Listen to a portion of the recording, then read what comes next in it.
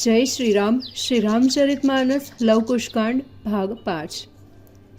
શ્રી રામચંદ્રજીએ પોતાના પુત્ર કુશને અયોધ્યાના રાજા બનાવ્યા અને અનેક પ્રકારે રાજનીતિ શીખવીને કહ્યું, હે પુત્ર, તારા સર્વ ભાઈઓ ઉપર સદાય કૃપા દ્રષ્ટિ રાખજે અને રાજનીતિને હૃદયમાં ધારણ કરી કુશળતાથી ન્યાયી રીતે રાજ્ય કરી પ્રજાનું પાલન કરજે.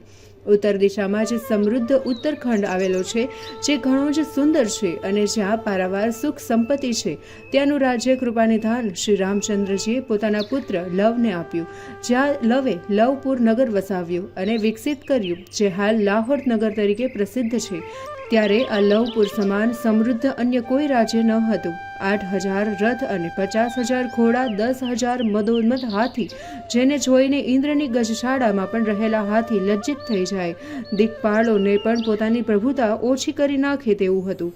કાગભૂષણજીજી કહે છે, હે ગરુડજી, સાંભળો.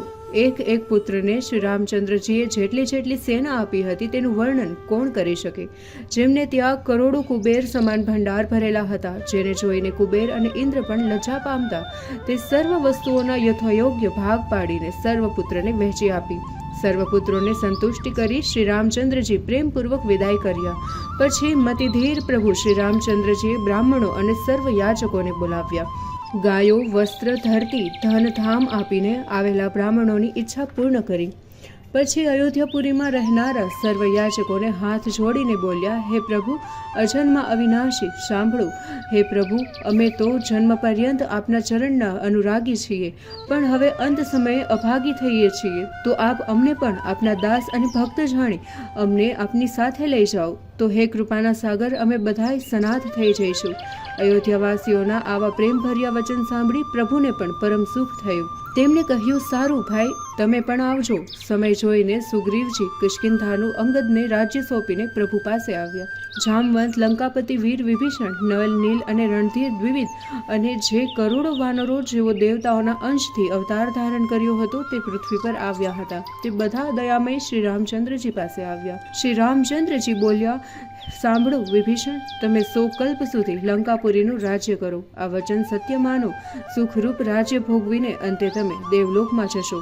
પ્રભુએ હવે જામવંતને કોમળ વચન કહ્યા કે તમે દ્વાપર યુગ સુધી ભૂલોકમાં રહો. તે યુગમાં વચમાં જ્યારે હું કૃષ્ણ રૂપ ધારણ કરીશ ત્યારે તમારી સાથે યુદ્ધ કરીશ અને ત્યારે તમે મને ઓળખી લેજો. તમે સર્વને દરેક પ્રકારે આશ્વાસન અને ધીરજ આપી સ્વયં રઘુનાથજી સરયુ નદીના કિનારા પર ગયા. તેમની જમણી બાજુ ભરતજી અને ડાબી બાજુ શત્રુઘ્ન હતા. મંત્રીઓ, અયોધ્યાવાસીઓ આદિ તેમની પાછળ મુક્તિના નિમિત્તે ચાલ્યા હતા. આ ઉત્તમ સમયે અગ્નિ, વેદ, ગાયત્રી, છંદાદિ સર્વ બ્રાહ્મણોનું ઉત્તમ રૂપ લઈને ચાલ્યા હતા. સુંદર પિતાંબર વસ્ત્ર ધારણ કરી જડ અને ચેતન ચરાચર સર્વ સુખરૂપ સમૂહ ચાલી રહ્યા હતા. સર્વ દેવતા સુંદર રૂપ ધરીને ત્યાં આવ્યા હતા. હે ગરુડજી, હવે શ્રી રામચંદ્રજી ભગવાને જે કંઈ કર્યું તે તમે આદરથી સાંભળો. સમય જાણી કૃપાસાગર રઘુનાથજીએ મહાવીર હનુમાનજીને કહ્યું, હે પુત્ર, તમે બહુ જ કાળ પર્યંત ચિરંજીવી રહો. જ્યાં સુધી સૂર્ય અને ચંદ્ર રહેશે અને શેષનાગ રહેશે ત્યાં સુધી હે મહાવીર, જે મનુષ્ય તમને સેવશે, તમારી આરાધના ઉપાસના કરશે, તે સર્વ કલેશ દુઃખ મટી જશે. ત્યારે બીજી બાજુ ધર્મરાજાએ બ્રહ્માજી પાસે આવીને કહ્યું, જગન્નાથ રઘુનાથજી મહાયાત્રા નિમિત્તે સરયુ નદીમાં કિનારે આવી ગયા છે. આ સાંભળી બ્રહ્માજી, મહાદેવ, સનકાદિક અને બીજા આદિ અનાદિ બ્રહ્માલોકના નિવાસીઓ મુનિઓ ત્યાંથી ચાલી નીકળ્યા.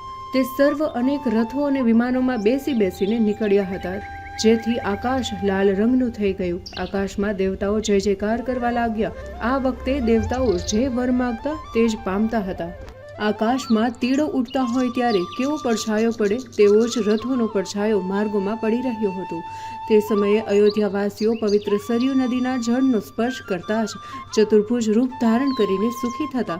દિવ્ય વિમાન પર ચડીને પરમાત્મા પોતાના ધામમાં સિધાવ્યા અને પોતાના ઐશ્વર્યથી ઇન્દ્રને પણ શોભિત કરી દીધો. આકાશમાં સતત પુષ્પોની વૃષ્ટિ થતી રહી અને સરયુ નદીના તટ પર વેદધ્વનિ થવા લાગ્યા. ભરતજી વેદનો ઉચ્ચાર કરતા પ્રસન્ન થઈ હસતા હસતા પ્રભુ શ્રી રામચંદ્રજીના સ્વરૂપમાં લીન થયા અને સરયુના પવિત્ર જળનો સ્પર્શ કરી શત્રુઘ્ન પણ સન્માન સહિત પદ્મપુરના રાજા થયા.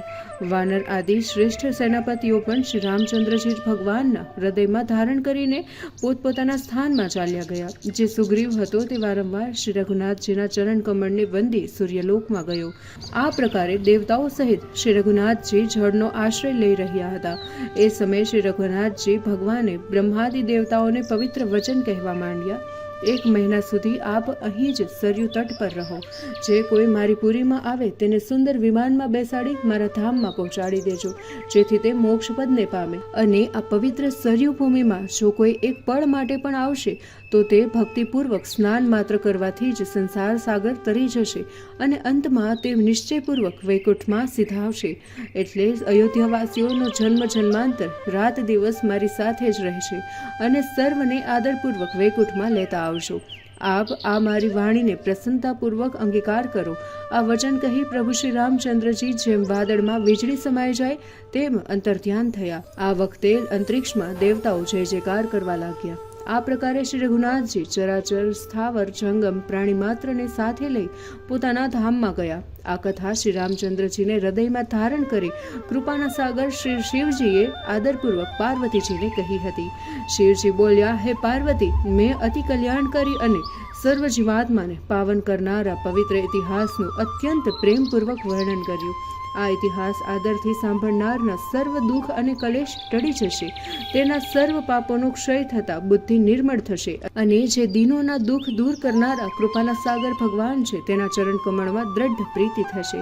આ રામકથા જે ભાવિક ભક્તો એક ધ્યાનથી મન લગાવીને સાંભળશે તેનાથી મન વચન કર્મથી થયેલા સર્વ પાપ બળીને ભસ્મ થઈ જશે. ભગવાન શ્રી રામચંદ્રજીના રામ નામનો જે નિરંતર જપ કરશે એ આ લોકમાં સુખ શાંતિ ભોગવીને અંતે પ્રભુના ધામમાં પધારશે. પછી શિવજી બોલ્યા, હે પાર્વતી, જગતમાં સંત સમાગમ સમાન મોટો કોઈ બીજો લાભ નથી, પણ જે નારાયણની કૃપા વિના પણ થતો નથી એમ વેદ અને પુરાણ કહે છે. આ પ્રકારે કાગભૂષુંડીજી પાસેથી સર્વ સંવાદ સાંભળીને ગરુડજીનું શરીર પુલકિત થઈ ઉઠ્યું તથા તેમને શ્રી રઘુનાથજીના પ્રિય સેવક જાણી વારંવાર કાગભૂષુંડીજીના ચરણોને વંદન કર્યા. તે પછી પક્ષીરાજ વિષ્ણુવાહન ગરુડજી અત્યંત ભાવભક્તિપૂર્વક તેમના ચરણના પુનઃ મસ્તક નમાવી હૃદયમાં શ્રી રામચંદ્રજી ભગવાનના ચરણ કમળને ધારણ કરી વૈકુંઠમાં ગયા. જય શ્રી રામ.